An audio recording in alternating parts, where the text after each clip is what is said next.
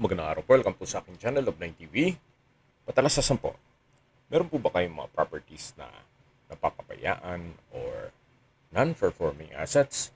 Plan nyo ibenta, pero wala kayong oras pagbenta nito. Kung ito'y pagkakatiwala nyo po sa amin, tawag lang po kayo sa aking numero. Usap po tayo. Gawan ko po ng video for free. Yes, libre po. Wala po kayong papayaran. Tutulungan pa namin kayong mabenta ang inyong property. Kami na po bala sa marketing, sa boosting or paid ads, even sa tripping. Hindi na po kayo mapapagod sa pag-entertain ng mga buyers. Kami na po bala sa lahat. Tawag lang po kayo. Nandito po tayo ngayon sa Arca South, isang mega project or mixed-use commercial lifestyle district na kung saan napakalapit lang po nito sa Makati at BGC. Ito pong project na to ay nasa 74 hectares more or less. Ang developer po nito ay si Ayala Land at dito po sa area to ay magkakaroon ng 9 corporate tower. Magkakaroon po ng hotel, restaurants, Ayala Malls at hospital. Actually, meron na pong existing na hospital dito. Yung Healthway Cancer Care Hospital. Then, meron din pong mga condominiums na nakatayo na rin. Gaya ng Avida Tower, Arbor Lane, Garden Court Residences, at marami pa pong iba. Then, meron din pong malaking store ng Landers dito. Yan po yung natatanaw nyo. Isa po yan sa pinakamalaking store dito sa Metro Manila.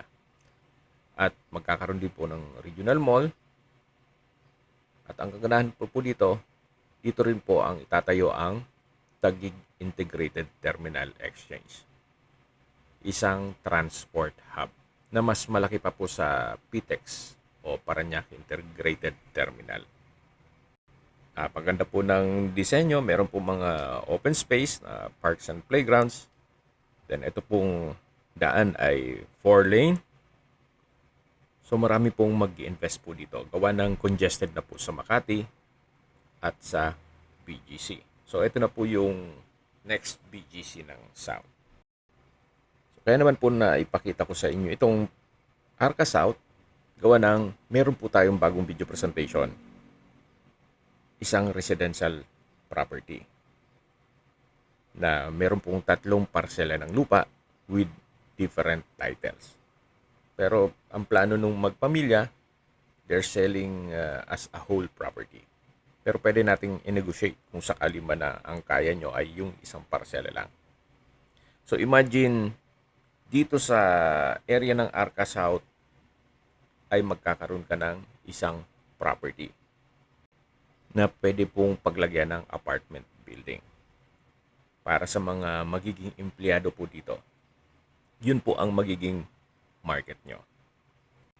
Malapit na po tayo sa lupang binebenta at paumanin po kung medyo makalat ang area, pero yung location po ang pinag-uusapan natin dito at yung availability ng lupa o property na for sale. Kasi bihira ni rin po ang nagbebenta dito sa area. Inaantay pa nilang mas ma-develop pa yung area ng Arca South bago nila ibenta ang kanilang mga property. Pero si owner, nasa ibang bansa siya, kaya hindi naman niya kailangan ito. Kaya binebenta na lang niya.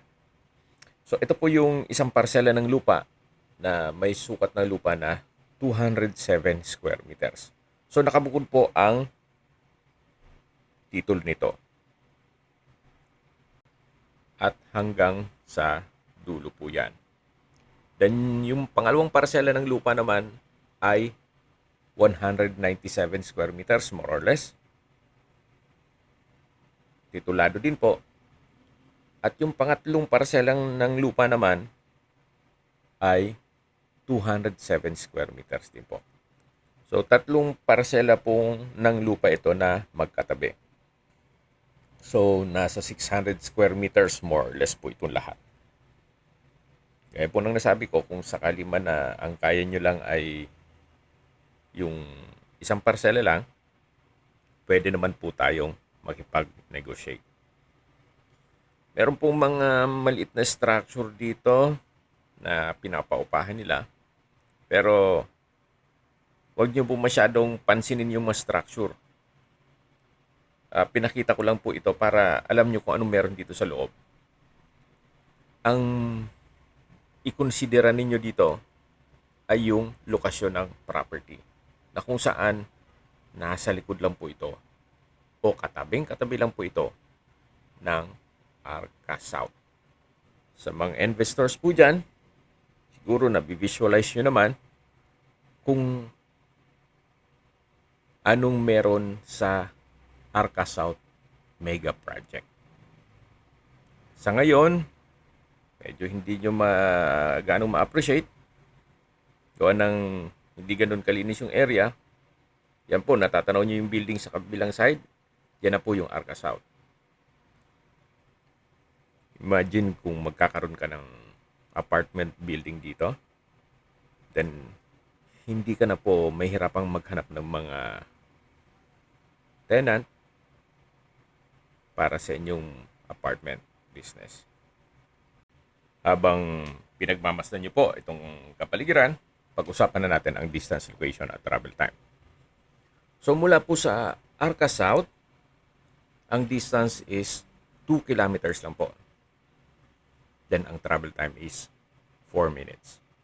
Mula naman po sa Bonifacio Global City o BGC, ang distance is 5.6 kilometers at ang travel time is 13 minutes.